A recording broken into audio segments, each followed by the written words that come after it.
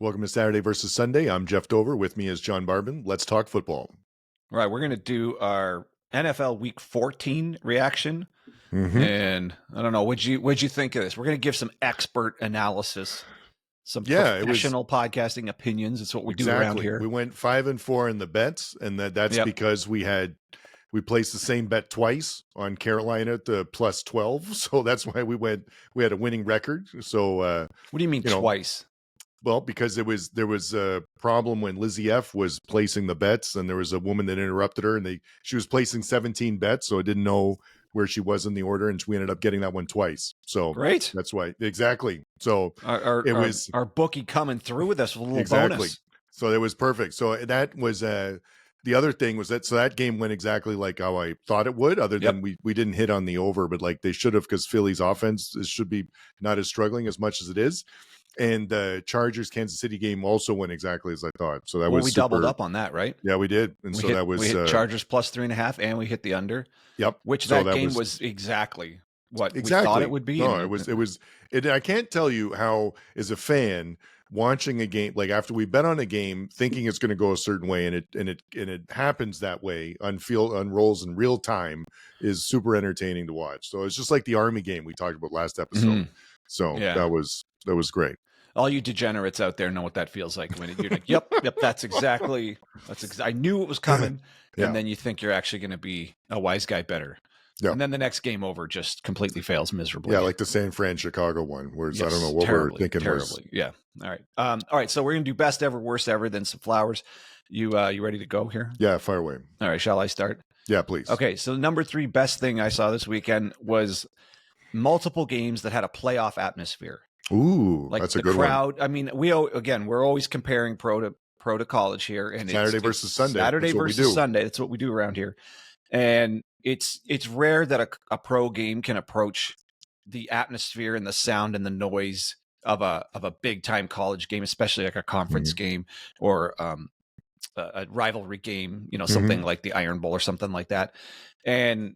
There's the band. There's just more going on at a college game. The students seem to have more disposable energy to be shouting the whole game long, I guess, point. Where maybe a pro stadium, maybe not every pro stadium, but not as many pro stadiums seem to be able to generate the same noise. Just if anyone who watches both knows what I'm talking about. Like it's rare to see a college pro stadium be as loud as LSU or Happy Valley. Like it just doesn't happen. It's a different that often. feel to it, for different feeling. Yeah. Anyways, but this week I guess we're getting towards the end of the season here, and more of these games are having bigger and bigger impact. So specifically Minnesota, that stadium's awesome. Oh, yeah. That's great. It felt and sounded like a playoff game the whole way. Pittsburgh kind of delivers that on a regular basis. The Rams, that game was wild. We'll talk more about it, but the atmosphere, and I've been to SoFi. That stadium is kind of blah. Yep. And for you said that before. I remember you saying that before. And for both Rams and Chargers at home, I guess it's kind of unique because both teams end up sharing the stadium with a lot of visiting fans. Like there was a lot of Bills Mafia there, so that stadium was rocking the whole time. KC is the closest to what it feels like a college stadium all the time. Like there's and Philly. I mean, the Philly game with the Panthers, that was sounding and feeling like a playoff game the whole way. And then if we're going to reach back a little bit, Detroit on Thursday, I might be missing a couple. I mean, Seattle's always good, but there was a lot of Tennessee. Crazy. So a lot just kidding. No, not even a little bit. I didn't, you know what? I was going to give you that one because I didn't watch that one for 1 second. So I have no idea what happened there, and who cares?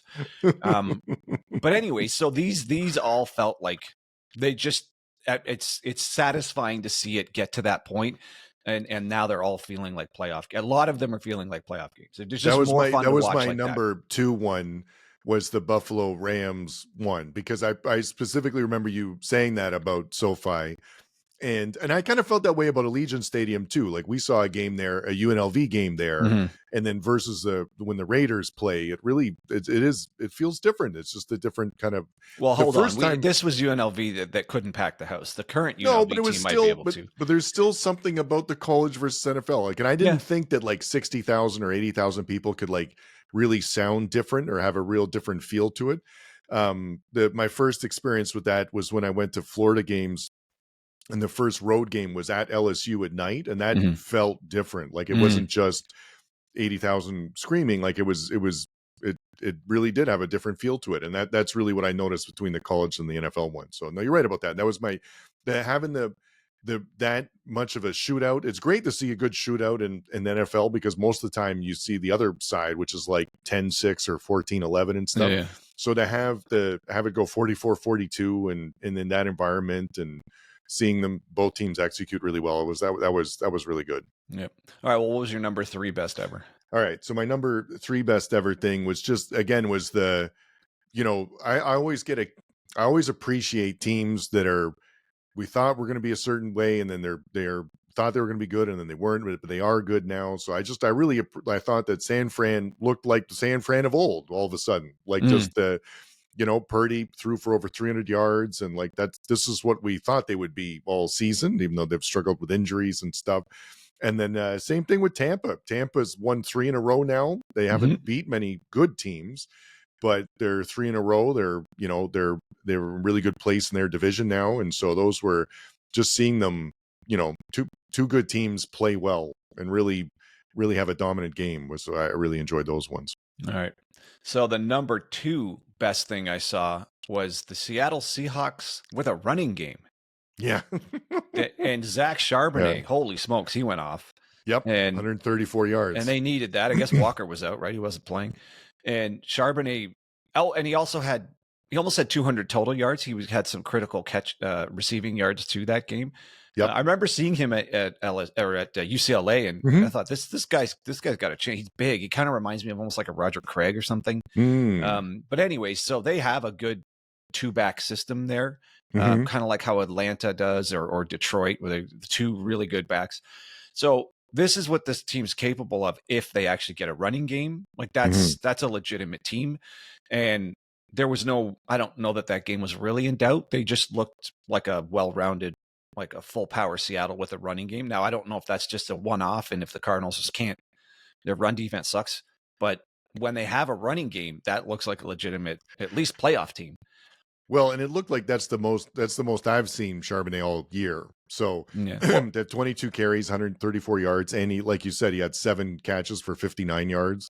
So that was amazing. And it just having a little bit like more balance changes everything. We've talked about that before. Like, you can't be one dimensional in football and succeed.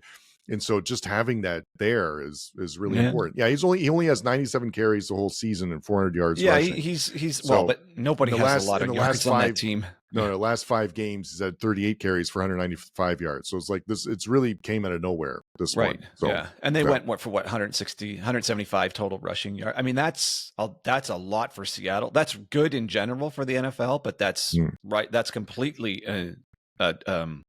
off the radar for Seattle. They've been barely breaking 50 yards a game. So it was unexpected. Let's say it that way. Yeah, no, and then, with a bit of a balanced attack, it's a pretty complete team all of a sudden. Yeah, the defense has always been not bad. Yeah. Yep. So that was the second best thing I saw. Seattle actually having a complete offense and actually just playing a complete game. Very good. All right, so just go to your best thing then. No. Oh, right, because we already covered yours. All right, so the best thing I saw this week was the Rams and Bills offenses. Oh, yeah. I mean, this could also be the worst as their defenses, but watching those 2 offenses go off, I mean, the Rams, Puka Nacua, what a pickup. I mean, no one would have, back a couple years ago when they drafted him, no one would have known they basically stole the best player out of the draft. Like, you just wouldn't know that. But him and Kupp on the team at the same time, and then Kyron Williams, with Matthew Stafford healthy, it just doesn't seem like anyone can actually stop this offense. And I know this year they've had games where they just sputtered, and it's not because any of them were out. They just had a bad game. We bet on them one of those games, and their offense just didn't show up. But on a day like yesterday against the Bills, I don't know if it's just what the Bills are doing, but man, that just looks like a completely unstoppable offense with all of those people. Yeah. And they go 4 and 5 receivers deep. Yep. It just looks completely unstoppable. Stafford looks like Super Bowl level Stafford. So that offense, obviously, just doing whatever it felt like. And then on the other side, it took them a little bit to get going. But once Josh Allen got going in the second half, he was doing whatever the hell he felt like the whole game long. Yeah. So it was just fun to watch on both sides. I guess it's just maybe I'm more keyed in on it because it's a departure from a lot of these NFL games that turn into a slog. Like you get 14-11, the classic football score, and like the Chiefs constantly winning these tight games. It's just interesting. I guess it drew my attention, a game where it was just wild up and down the field track meet. So that was fun to watch. I don't know. I don't know. It's just one of those days because these teams aren't doing this every week. And the Rams offense can no-show. The Bills offense can kind of no-show as well, but they both showed up big time. It's just too bad it would have been kind of fun to see this go to overtime. I mean, the Bills got a little too far behind, and then the special teams gaff that was the difference. Like the block kick, that was actually the difference in the game. But I could watch this game over and over again. I'll take there's got to be something for us to see big time offense. I know this is a black eye for defenses, but somewhere in there we got to have at least some fun like big time offensive games. So this one was super satisfying, and that's why that was the best thing I saw all weekend. Yeah, no, and that's a really good point. It's normally the default is the better defense and a bit of a slog, and so to have both teams with over 440 yards total offense. Yeah. And the Rams had 28 first downs, which was a lot, and Buffalo had 25. And so, no, it was going up and down the field, and, whoever had it last was going to win, or if there was a big turnover, right? Yeah. So that's, you described it exactly. And no, it's and Puka's just incredible. Like it was 12 catches for 162 yards and a touchdown. Like that's, he's a total freak. It's amazing. And both teams they're doing it in a very similar way. Like they both had running just enough to keep you honest, but then a really dynamic passing attack. And neither quarterback was sacked in the game. So it shows you really they're always ahead of the sticks, like in moving forward. So that's very few TFLs. It was just this is. I mean, obviously, for anyone who appreciates defense, okay, you can just sort of forget about this one. But man, it's fun. It's fun to see some offenses just go off every now and then. And I with Nacua, I think we just sort of forget that Cooper Kupp won the Triple Crown just a couple years ago. Like he's that good, and Nacua looks just like another one of him. Yeah, no, so, that's a good point. That was a very quiet 90 yards receiving with a touchdown for Cooper Kupp, but that's a solid day too. So, and then when either of them have to take some plays off, or I think one of them was got a little banged up. Atwell comes in, and God, the guy who hurt his shoulder, I'm blanking on his name. I think it's Robinson, the guy with the Ajax has the most touchdown catches on the team. They're deep too at receiver. It's like you can plug whoever in, and Stafford just finds them. So, kudos to both of their offenses. That was the most fun thing to watch this weekend for me. Well, and also because it makes it really interesting in their division now too. So the NFC West, Seattle's first at 8-5, and the Rams are 7-6. Like they're right there. So you don't want to play the Sunday Rams team in the playoffs, like because that's going to so. If they can, similar to last year, they had a slow start and then picked it up at the end. So if this is a sign for things to come, this is a dangerous Rams team. Is that division still up for grabs for all four teams? All four teams totally up for grabs. So Seattle 8-5, Rams 7-6, Cardinals 6-7, Niners 6-7. So that could go any way of the four, which is really interesting because when you look at some of the other divisions, it's already like the Jets and the Patriots are out of the playoffs. The Bills have already clinched first place. So there's a lot of playoff clinching or elimination in many other divisions. The other one that's like that barely is the NFC South, whereas Tampa is 7-6, Atlanta 6-7, the Saints are 5-8, and the Panthers are 3-10 and still not eliminated just yet, but they probably will be next week. But interesting. Okay, what's the best thing you saw? The best thing I saw was the Kansas City Chargers game because it went exactly how we thought it would beforehand. Now I don't get the previous Chiefs fans who've messaged us on the pod, this is not the Chiefs team that they grew up with and the dynamic offense, and that they're doing it in a different way. But this is who they are. The good defense, the methodical. They don't give the other team a lot of possessions, and that inevitability of giving the Chiefs the ball at the end with 2 minutes to go, and how methodical they were at getting, and then even just taking the kneel down twice to get 1 second on the clock to kick the field goal was just very surgical in terms of doing it. Now, the kicker is not very good. It's a new kicker this year or recently, I think.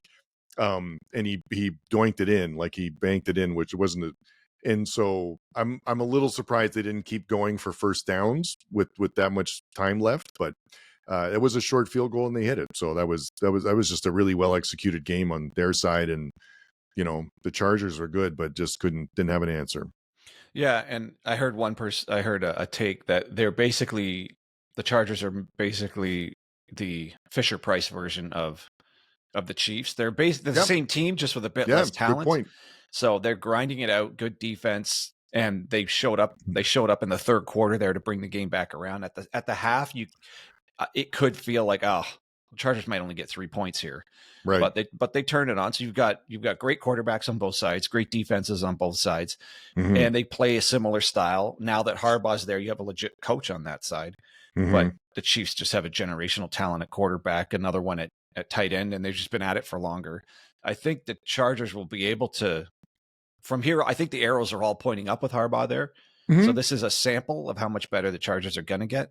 So I think moving forward, this is what a Chargers Chief game is going to look like indefinitely, like Yeah. more or less what we just got.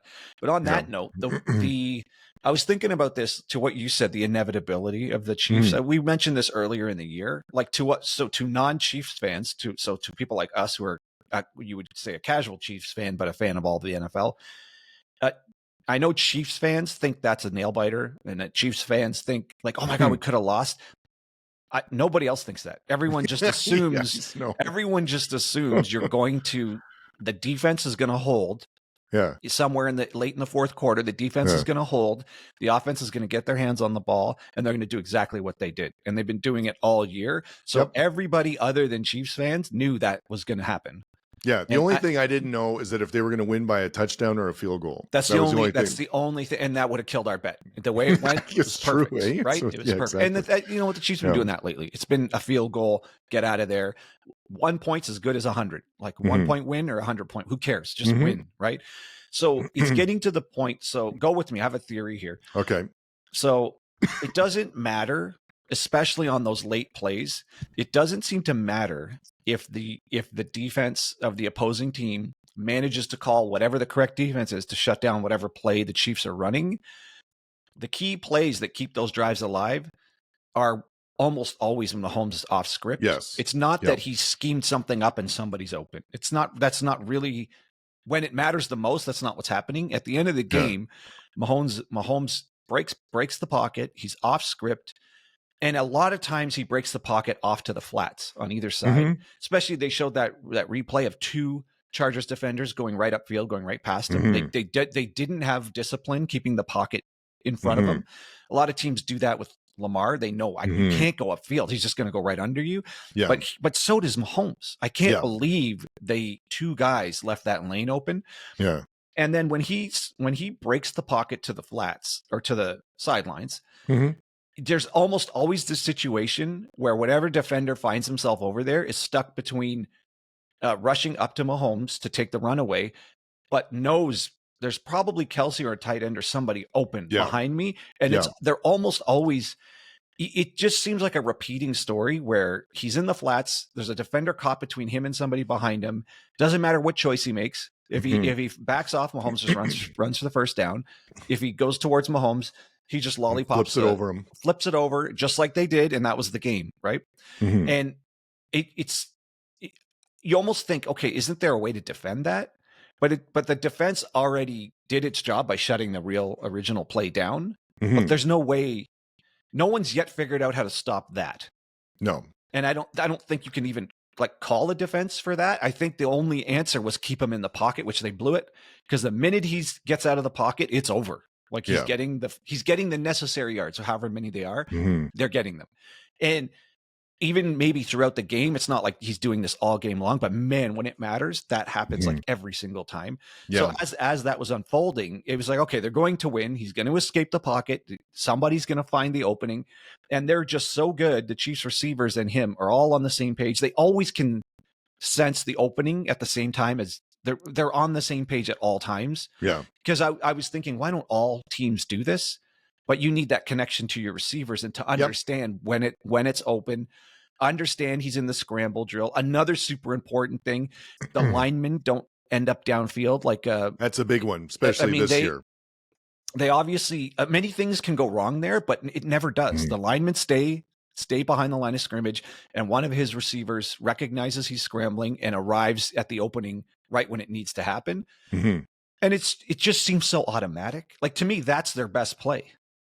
That's their unstoppable play. Once he breaks contain, you're done. Once he breaks contain. Yeah, my take on it is that 70% of the time, the scheme they're running or just his innate talent to throw the ball well, works. But that 30% of the time is when the defense happens to be in a defense that takes away the stuff they want to do.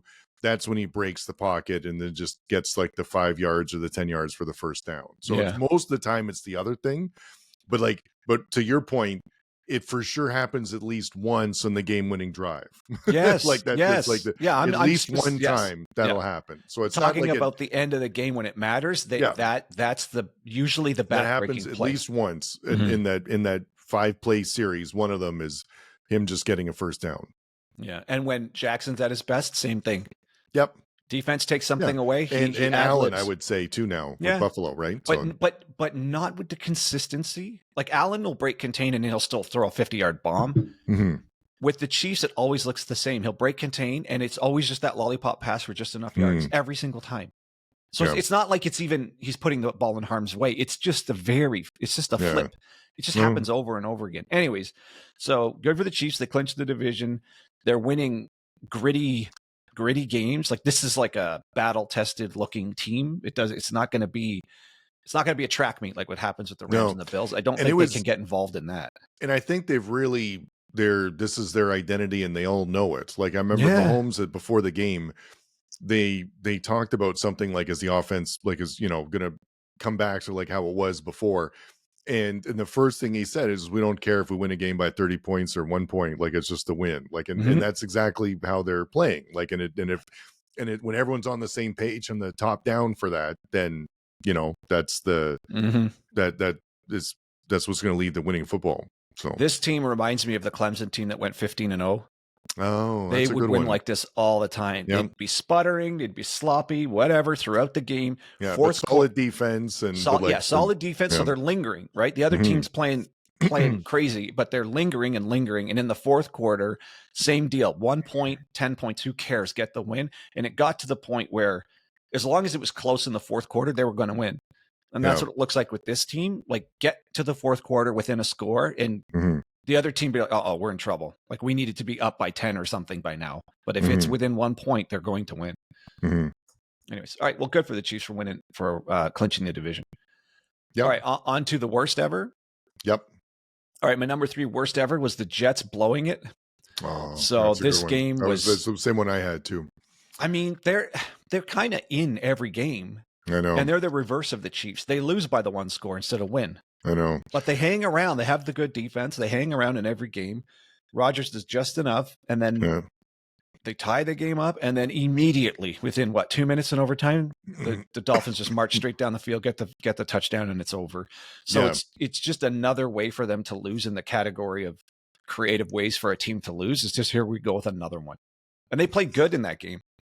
No, this was the Jets team we hope to see all season, right? Like, it's similar to the Rams. I don't know what took so long to get to this point. I would have liked to have seen the Jets win, but Miami's the better team, or they have been at least more of the season. So, but no, it's amazing how much it can be a slog and a rock fight until the last minute, where you've got a field goal like from New York with 52 seconds left, and a field goal from the Dolphins at 7 seconds left, and then the TD 6 minutes in, like, right. So it turned around quickly. But I predicted before the season that the Jets weren't going to be that good and that Rodgers wasn't going to play well, and that's what it's been like all season until this game. And then now this looked like the best version of themselves. So it's just too bad we're getting it this late, because it would have been a really entertaining season if his Rodgers could throw for 300 yards a game and made it interesting. So Yep. I guess my final point on that is, I agree with you. They look good, but they still lost. Is what the major disappointment of that was. Yeah, for sure. That's like it's all about losing, and how they lost was terrible. But like there was a competitive game Oh and they yeah. Oh played yeah. well. So like Mhm. which we haven't seen like No. before. So anyway, so that was I had that was my number 3 too. So Oh, go it to your was number okay. All 2. right. So Yeah. my number 2 worst thing, as a microcosm of the whole game, Kyler Murray's 2 interceptions on Oh, back-to-back possessions in the first quarter, yeah. which kind of ended the first quarter, and both of them resulted in Seahawks touchdowns. Mhm. And to me, the game was already kind of out of reach at that point. Mhm. Now, it even more so when Seattle had a effective running game, made it even harder for the Cardinals to come back. If this was the Seattle we've been accustomed to seeing throughout the season, with terrible special teams, zero red zone offense, and no run game, that would have at least left the door open. But what we got here was a Seattle team that, if they can run and you spot them 14 points, you can't beat a team if you spot them 14 points in the first quarter No. that has a balanced offense all of a sudden. So Yeah. that was pretty awful. Again, in a division where this is a divisional game, no one has this division tied up yet. Like No. like this is the most important game, one of the most important games of the rest of the season, and two interceptions that both led to touchdowns was just terrible. No, you can't do that. You can't do that and expect to win. And it's and it's really it's too bad because they're a good team, and it was at Arizona, and it was on paper that this should have been, it was competitive, but it should have been way closer than it was. But Yeah, and San Fran won too, so you got it, and Rams won, so this was an ultra important game, and I'm Mhm. not saying they would have for sure won, but that's not that you can't win like that. That was Mhm. terrible.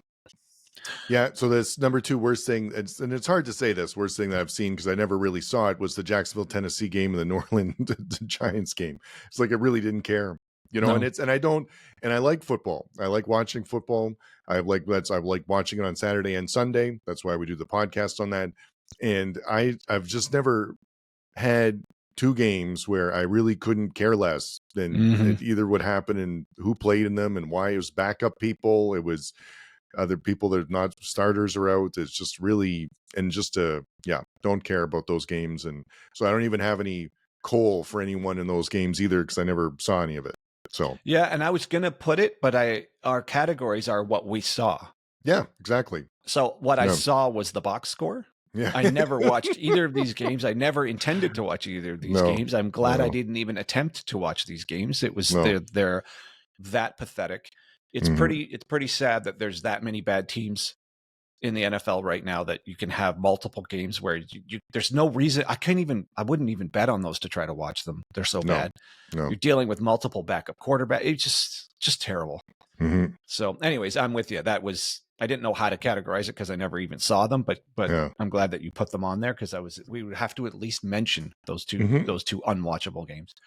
All right. Well, something I did watch, which was the worst thing I saw, was the Bears offense. Oh, okay. 162 total yards. It's unbelievable. They got two scores out of this. Yeah. However, whatever, 13 points. Wow, are they bad? Like Mhm.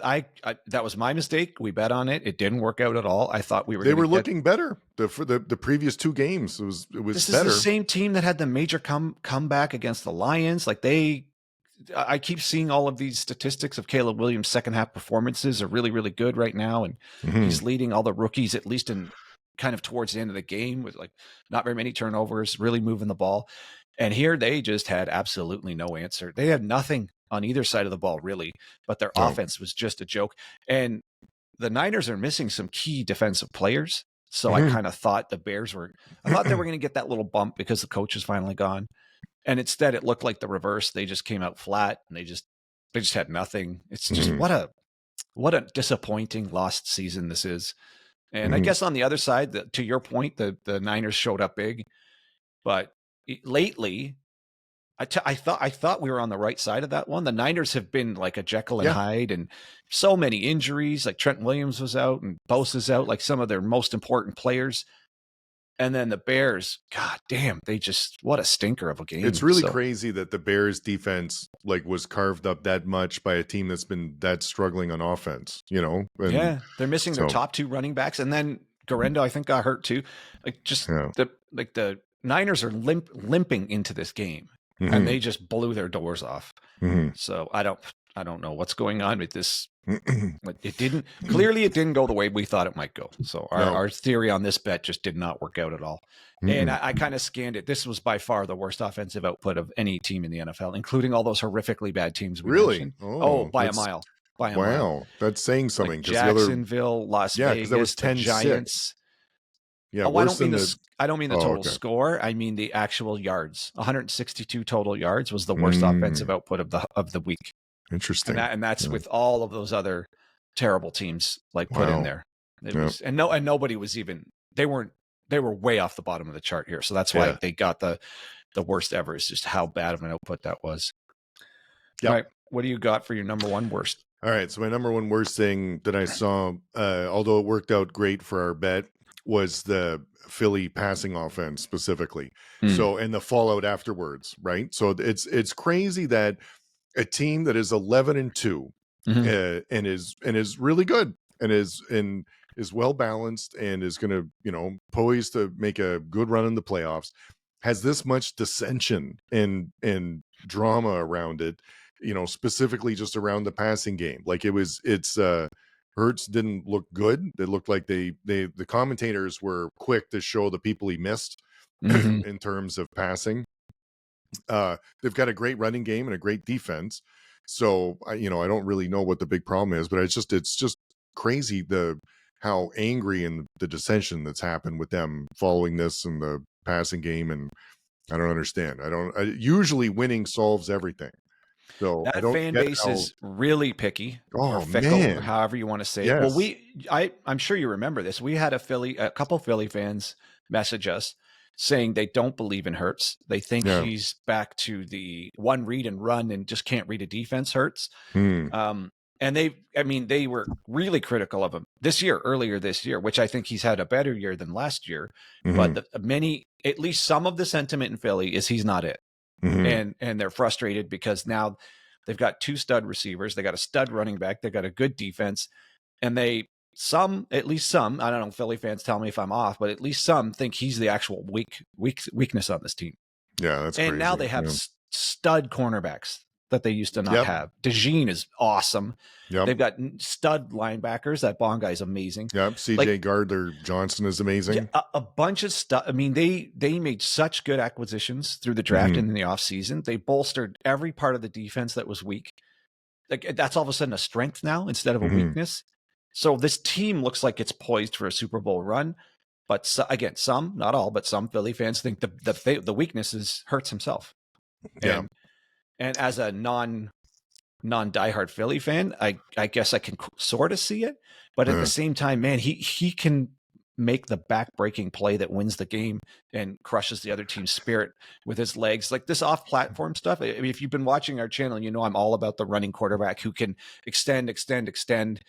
Once the defense of the other team has done its job, your job ain't over. If you've got a mobile court, like if it's Cousins, you shut the play down, he's done. If it's Hurts, you shut the play down. It's not over yet. Like he can create something off of that, like Mahomes, like Jackson, like Allen. He's in that category that can keep the play going. So to me, you've got the piece you need in the modern NFL. Like you have to have the guy who can keep the play going. The statue in the pocket doesn't work anymore. So I don't know. Maybe Philly fans am I off on this one? Do you guys? Is it a resounding sentiment that he's the problem here? But I don't know. This team looks stacked in all phases. Yeah, it's crazy to see this much dissension after a win, too. Like they won. Like they won, and 11-2. I wouldn't criticize a close game with the Panthers. The Panthers took the Chiefs to the wire. Should have won that game. Should have won the game against Tampa Bay, who's on a win streak. And I mean, it's not a shame. Bryce Young looks like Alabama Bryce Young. Like that's not a shameful game to struggle to beat them. He's on fire right now. Yeah, no, he's playing better.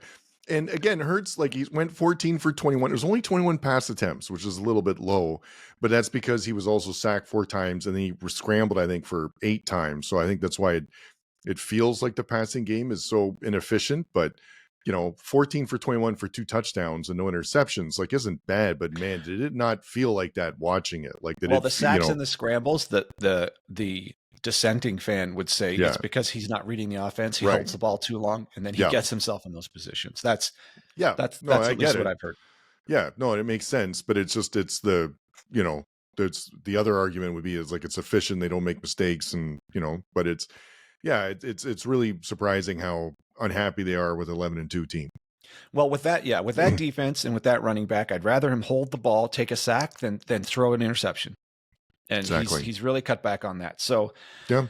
I mean, I know it's in your worst category for dissension, which again, that's maybe they always say that's the toughest fan base. So I don't know. Yeah. Holding true for any sport, really. Yeah. Yeah. All right. Do you have any flowers? Yeah. Fire away. Adam Thielen. Yeah, that's a good one. Single-handedly kept them in that game. He's having a bit of a resurgence. Yeah. I don't know if this guy's been off people's radar. This guy used to be like Cooper Kupp. Yep. This guy would catch everything thrown his way. I guess his story, I don't know if he was undrafted, but one of these completely overlooked players. And in his prime, this guy caught everything. And he's been doing it the past couple of weeks. Last week he had, I think, the catch of the week. And in this game, it was Thielen that the only reason this game was even close was Thielen was just finding the open. He was catching everything. This guy's awesome. And this is a flash of him at his prime. He's like top 5 receiver good at his prime. Yep. No, very good. I got other Brock Purdy flowers too, because at 20 for 25 for 325 yards and 2 TDs, no interceptions, only sacked once. Like, because he's gotten a lot of flack this season for when things haven't gone well, but that was a great performance, and we talked about it earlier. But this looked like the San Francisco of last year when they went to the Super Bowl. Yeah, he's legit. I mean, we've already talked about it, but Zach Charbonnet for having a big game both on the ground. That was a great call. What you said too. He's big but fast. It really does remind you of whatever like that guy Roger was. Craig type player. Before that was a good one. Almost like go ahead. I was keep going. Almost like a what? Almost like an Eric Dickerson, like kind of almost a bit of an upright guy, but big. Yeah. Upright. That's you're right about the upright running style, as opposed to Pacheco, who runs more like in a crouch or He almost Pacheco runs like he's in a brawl. Yeah, I love it. Actually, I was saying to Dina, like, flowers for Pacheco coming back and just looking. He just runs. He runs like his hair's on fire. Yeah, violent. Say someone runs violent. Like, I guess all running backs, it's inherently violent, but there's something extra violent about him. Yes, and I love the fact that he came from Rutgers. I love the fact that what was he 6th, 7th round pick. I just love that when you see a guy that was overlooked by everybody, and now he's like an integral part of a championship caliber team. Again, with like an attitude. I don't know. I super appreciate him. Anyways, he's really good. Josh Allen, we talked about it before, 22 for 37 for 342 yards, 3 interceptions, and a great shootout in LA. So, and I'll give flowers to Nakua and Stafford. It just basically all of the offensive players in that game. I know I'm kind of just scattering it, but they were all awesome. And the same with Sam Darnold too, right? Yes. So it was another one that was 23 for 37, 344 yards, and so 22 for 28. Sorry, 347 yards, 5 TDs. I do have one lump of coal. Kirk Cousins, no touchdowns, 2 more picks, and I think he's on I think I saw a stat in the last number of games. He's 2 or 3 games. He's 0 touchdowns, 8 picks. Like, can I have Penix now? Like, can we deem the Kirk Cousins experiment over? Dear Atlanta Hawks, Falcons, Falcons, please. John Barbin would really like Penix. I need sincerely. You to give up on this thing. I know you dumped a bunch of money on him. He clearly can't make it happen. That game got away on them. Fast. And I guess another lump of coal, Kyle Pitts. Oh, this fucking guy. He's everyone, and the announcers were saying it. They were saying this should be one of the best weapons in the NFL. He's a matchup nightmare. He's huge. He's fast, and he can't catch a ball. He kind of runs. I don't want to say a lazy route, but I feel like there's like an attitude or something missing. Like with that body, with that skill set, this guy should catch for 14 yards. He should have more than that. This guy should be unguardable. Yeah. Like we should every week we should be talking about how unstoppable this guy is, and instead he's almost a non-factor on that team. Yeah.